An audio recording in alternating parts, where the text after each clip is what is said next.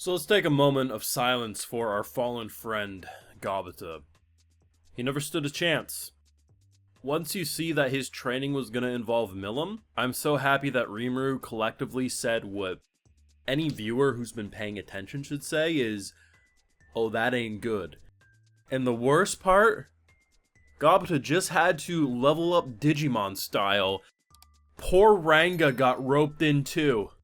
The claws into the ground being dragged off.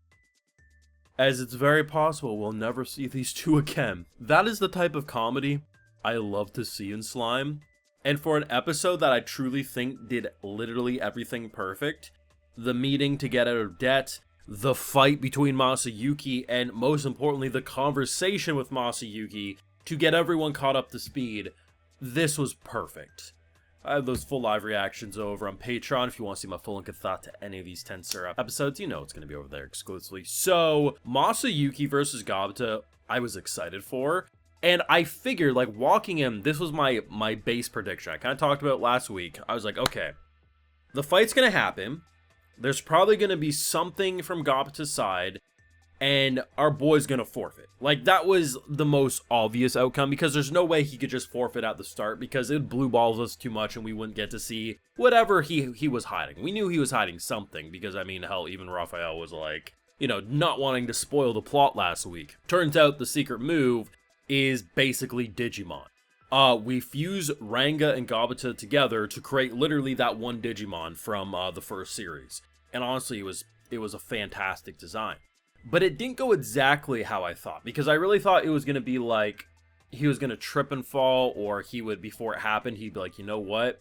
I figured he would give a speech, charm the crowd, being like, you know what? This man pushed himself to the breaking limit. He deserves to fight his master. He deserves to fight on his master's side. I shouldn't take that away from him. I thought it was going to be a conversation like that. How often has this happened that the crowd thinks he has an air throw?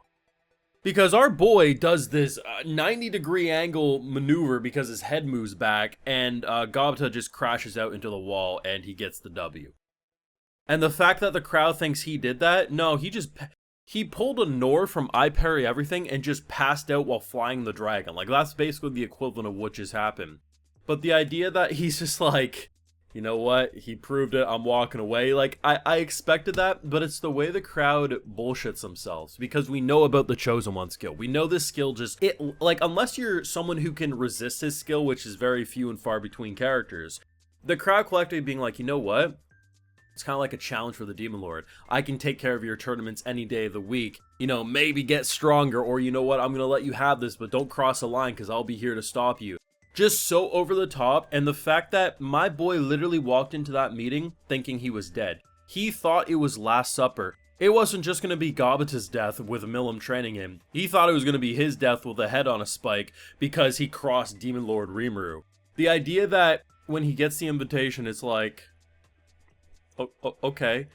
And just the whole step of the way, I love how there's no misunderstandings during that meeting. Like, the intro of, like, thinking he was going to get killed, of course. But the idea that Rimuru just is honest with him, hey, I'm a salary man, I wanted to have a conversation with you, I ain't mad, honestly, I just want to know more about you. And he talks about Chosen One, he's like, yeah, I can't turn this shit off, I'm just naturally a walking main character, and I don't want to be.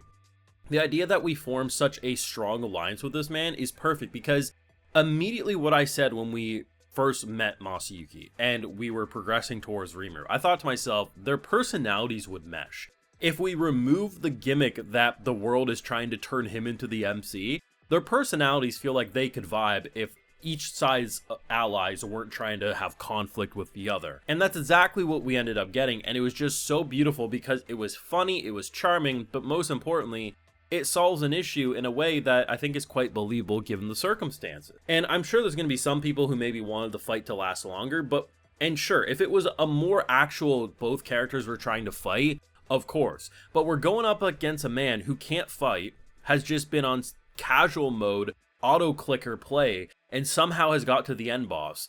He ain't gonna fight, and by just casually standing there refusing to draw your weapon, forcing Gobta to immediately release his trump card because he thinks that no matter what I do, nothing's gonna work, you don't even have to draw your blade. No, the dude was just scared shitless, bro. It's fantastic. The meeting was absolutely great, but I think the idea of having a character like Gobta, who clearly is strong, but is arguably one of the laziest characters in Tempest. The dude, I don't think, has ever been awake for longer than a couple of minutes in any meeting. And honestly, he does want to slack off. He thinks, oh yeah, I joined up with the Elite Four. It's going to be smooth sailing. No, bro, you're going to go die. It's like the difference of the skinny guy who comes out of prison jacked as hell. I'm expecting roided up Gobta when we do see him leave Milim's torture chamber. That's what I'm expecting. But here's the thing. It was short and sweet. Some people maybe want it to last longer. I think they handled it perfectly given the two types of characters. If this was a Geld versus Masayuki, I don't think so, but Gobta is the perfect one to really deal with that exact circumstance in terms of how he got a W but then forfeited and gave the W to the right person. Just brilliant. And it works for the viewers' expectations too, because we know Masayuki can't actually beat Gobta.